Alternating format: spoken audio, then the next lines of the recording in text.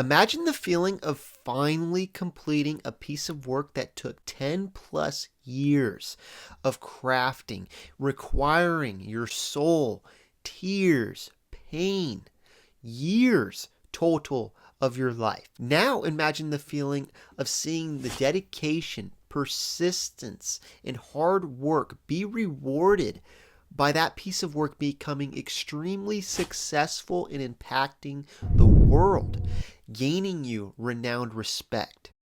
Just imagine how that would make you feel. Now imagine that you do the same thing, put that level of dedication and work, and never get to see that praise. Countless authors have shared this alluring, captivating, depressing, inspiring, and beautiful fate with their work. A fate of devoting years of their life to a book and never knowing the success, never living through the praise. They only knew it as a failure or never saw it published, to even being told it was terrible in that present time. These stories behind the stories provide so many questions and answers about what it means to make something meaningful, what the why should be for creators, what makes something successful, to even what makes something good or bad.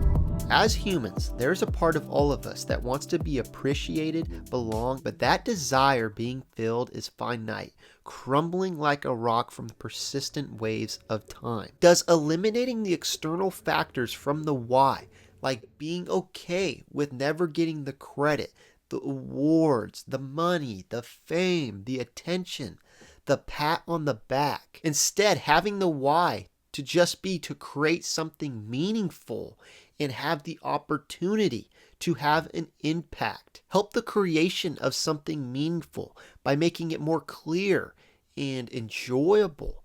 Does it make people more willing to challenge themselves and make something meaningful and to appreciate what they create? These questions and premise drove me to begin researching about authors who never saw the success of their books. And within minutes, I mean literal minutes, maybe even seconds, I soon realized the vast amount of authors that shared this fate. This is the first video in a series in where I'll be exploring almost unbelievable stories, whether it's about an author having his book arrested and then smuggled to the West after his death, to authors who were told their books were terrible and ended up becoming classics after their death, to even a book being released against the author's wishes and now sells hundreds of thousands of copies a year, and so much more, spanning all the way from the 1900s to recent times. All with the sole intention of sharing some of these great stories and hopefully inspire you to create something meaningful, or to just do something meaningful, because you never know the impact it could have. Out of all of the authors and the respected books covered in this series, there's only a handful that I've actually read. The first one being Life and Fate by Vasily Grossman. I mean, look at this thing. It is a behemoth.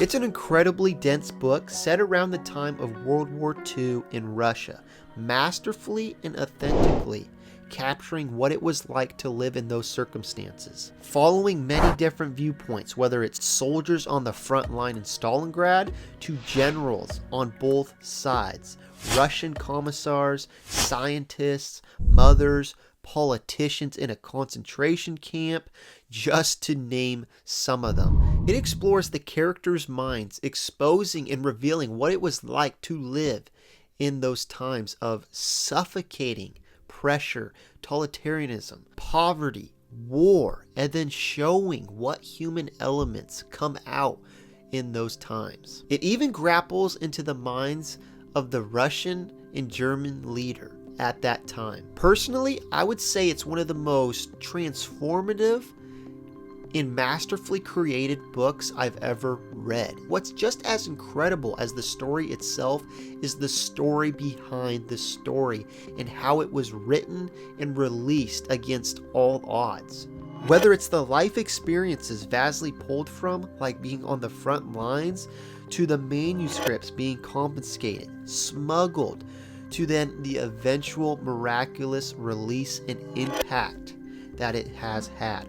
All of it and more that I will dive into on part 1 of this series. The best place to start is Vasily Grossman. Grossman was born in Berdichev. Now I just want to apologize right now, I might mispronounce a lot of these Russian names in Russian places.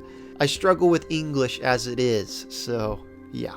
Anyways, Berdichev is present-day Ukraine, and where he became a chemistry teacher, a mine inspector, and an author, writing successful books that made him a respected Russian author, giving him some rare and minor leeway with an oppressive government. Vasily lived through demanding historical times that shaped his outlook and motivated him to make more courageous work later on in his life. Grossman lived through the Great Terror, where his second wife was even arrested. He lost his mother in 1941 during the German invasion of Berdichev, showering him with tremendous guilt for not getting his mom evacuated.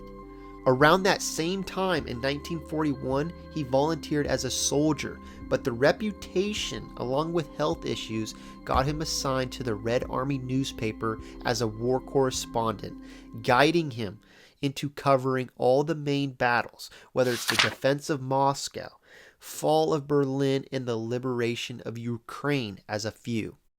Grossman became one of the most respected correspondents with his powerful ability to be able to connect with people and get them to open up about their experiences. Whether with the soldiers, commanders, or civilians, he found a way to connect, giving him insight to their respective lives, in turn letting him tell, quote, the ruthless truth of war.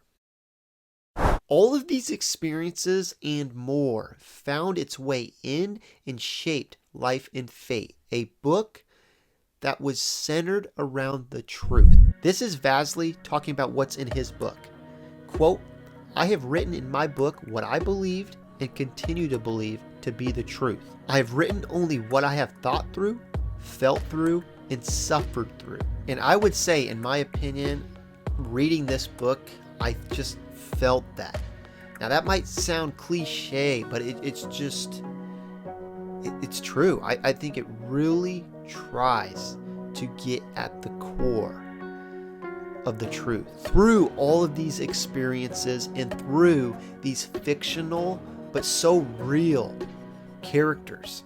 One of the most shocking experiences that made it into the book was during his time as a correspondent. He was in a crater when a grenade literally fell between his feet. He stood there thinking it was over, for it only to turn out to be a dud. The emotional ties are also in there, as well as this book is literally dedicated to his mom.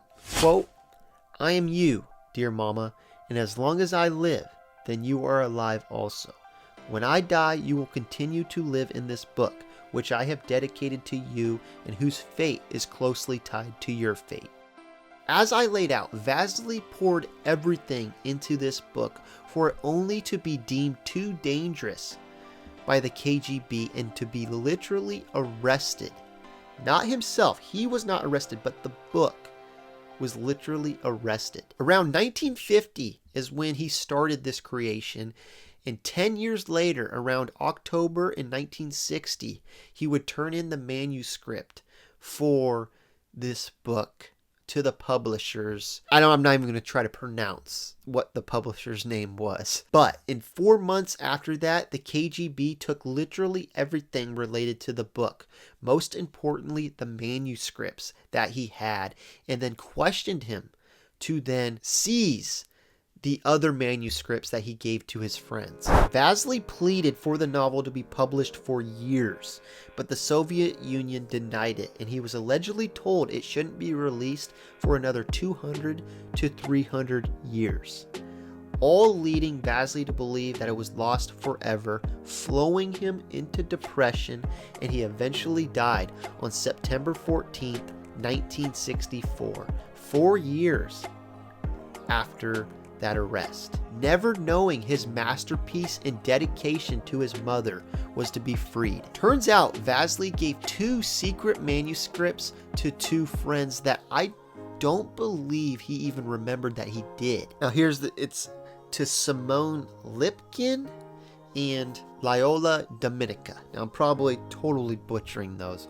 To the best of my knowledge, from what I could find from Wikipedia in the introduction written by Robert Chandler, Vladimir Voinovich helped microfilm the manuscript and then helped smuggle it to Switzerland, where then Shimon Markish and Efim Aktinum pieced the smuggled microfilm together and eventually released it in 1980 in the West. 8 years later, the Soviet Union finally published it, which was 24 years after Grossman's death, giving his mom a new source of life in this book, and it now has become one of the most impactful books of the 20th century. A book that reveals the startling similarities between Russia and Germany at that time and period, and argues that the true spirit of being human is the actions you take every day and having unexplainable human kindness that never can be destroyed. Again, it was an eye-opening, transformative, challenging, humbling read for myself, and it's just insane to think about how it was published against all odds. It's remarkable. One of my biggest takeaways from this example is just how difficult and how much courage it takes to search for and to tell the truth sometimes. Not relate to his pressures, but we all have pressures and what we believe is right, and it takes courage to do what we believe deep down is right, or to search for that truth and look for what is right. It's not easy, because searching for it is like trying to clear a muddy water. We all have our flaws, and that make it even more challenging. And the world's just, it's complex. But there's something truly impactful and powerful about trying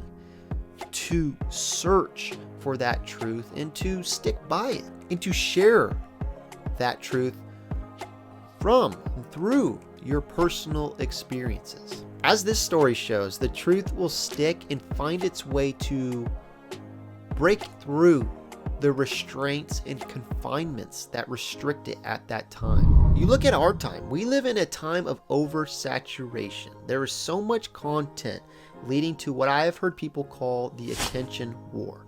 Companies and independent people are fighting for the finite why, fighting for engagement, in turn doing wild things, just making them to be the most clickable, the most popular, what makes them the most money. And it fades fast. And what I believe that truly stands the test of time is trying to create something meaningful by really truly challenging oneself to create something meaningful to them, and where you don't look to or may never even reap the awards for it, but allow the opportunity for a powerful impact. I mean, I truly believe we all have experiences and truths that are really impactful, and trying to challenge yourself into finding what's meaningful for you can then translate to others in a way that you can never see and may never see. In the words of Vasily, through a maxim, quote, "Absolute truth is the most beautiful thing of all." Thank you for watching. I hope you found this video to be, at least found the story of Vasily in life and fate to be compelling and interesting and a little inspiring. If you like this video, subscribe and stay tuned, because I will post more in this series that explores inspiring stories and sad stories just like this. The next video will be about John Kennedy Toole and the Confederacy of Dunces.